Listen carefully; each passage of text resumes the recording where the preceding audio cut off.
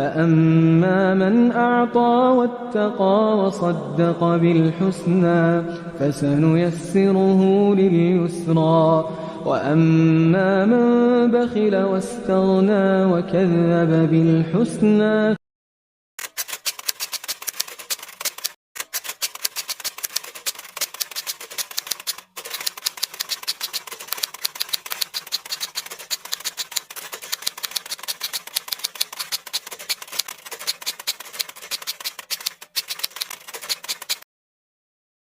Waalaikumsalam warahmatullahi wabarakatuh.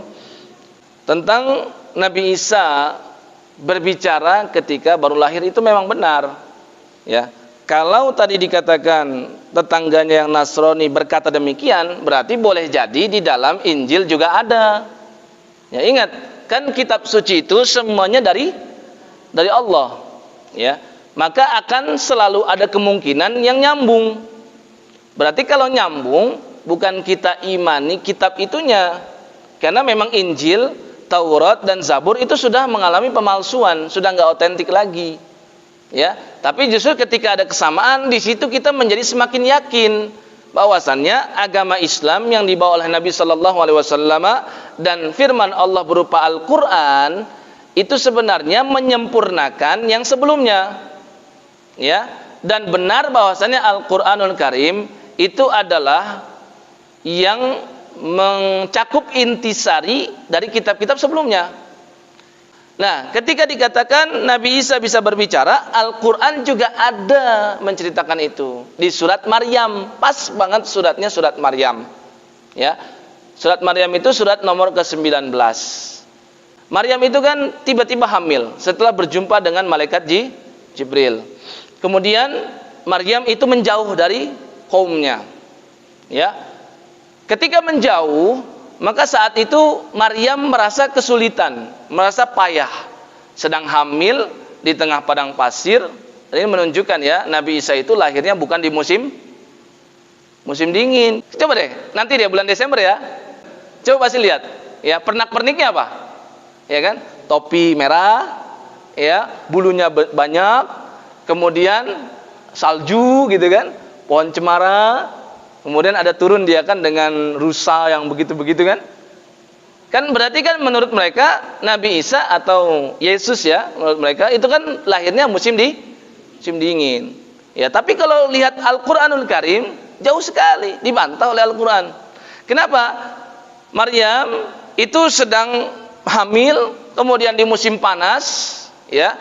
Dan musim panas itu tandanya adalah kurma-kurma itu mudah sekali rontok. Kurma itu matang bukan di musim dingin, tapi di musim panas. Maka Allah berfirman kepada Maryam, "Wa huzzi ilaiki bijid'in nakhlati tusaqit 'alaiki rutaban janiyya." Ya, wahai Maryam, huzzi ilaik. Huzzi itu digetarkan. Ya, getarkanlah pohon kurma. Ibu-ibu ada yang pernah lihat pohon kurma? Hah? Pohon kurma itu agak mirip dengan pohon sawit ya, tebalnya. Tapi sekedar informasi, itu ditendang juga nggak goyang. Ya, sama laki-laki itu nggak bakal goyang. Tapi perintah Allah apa? Huzzi ilaiki bijidin nakhlah. Perintahnya kepada perempuannya lagi hamil, lagi panas-panasan, ya, kepayahan, disuruh menggoyangkan. Ya, ini maksudnya apa? Allah ingin turunkan mukjizat, ya, atau karomah kepada Sayyidah Maryam, tapi yang namanya karomah dan mukjizat selalu ada sebab dan akibat. Kayak Nabi Musa itu disuruh perintahkan untuk memukulkan tongkatnya, maka terbelah.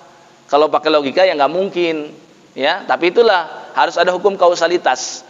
Maka Allah ingin menurunkan kurma, ya nggak langsung turun, gitu. Tapi harus ada sedikit proses, ya. Walaupun tidak mungkin kalau dari segi akal, maka goyangkan, berjatuhan kata Allah, tusaqit alaiki rutaban janiyya, maka akan berjatuhan kepada wahai Maryam rutaban janiyya. Ya, rutab itu adalah kurma yang belum begitu menghitam. Kalau sudah hitam itu namanya tamr. Ya, turun berjatuhan. Maka makan, fakuli washrobi wa qarri aina, makan dan minumlah.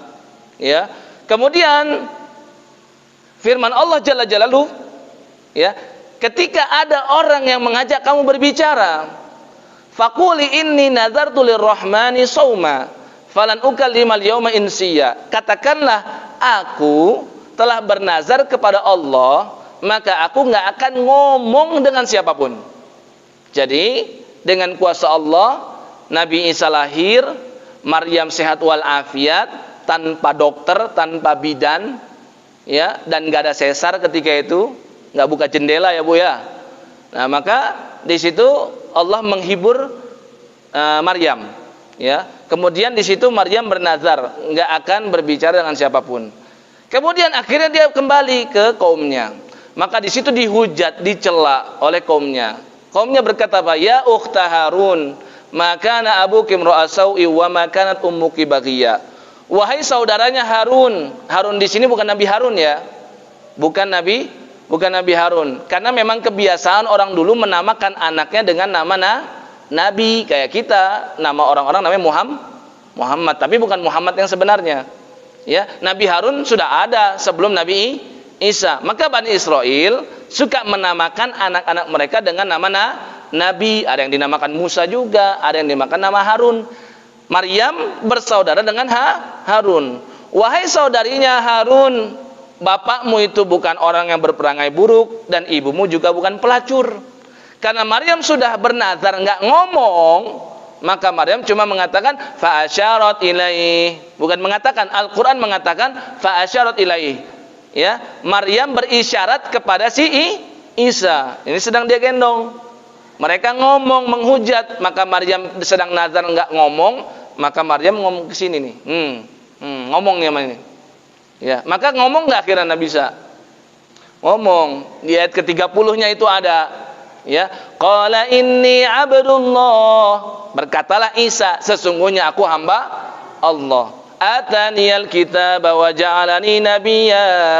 Allah telah memberikan aku Alkitab dan Allah menjadikanku sebagai nabi. Jadi dengan ayat ini benar Nabi Isa berbicara ketika baru lahir.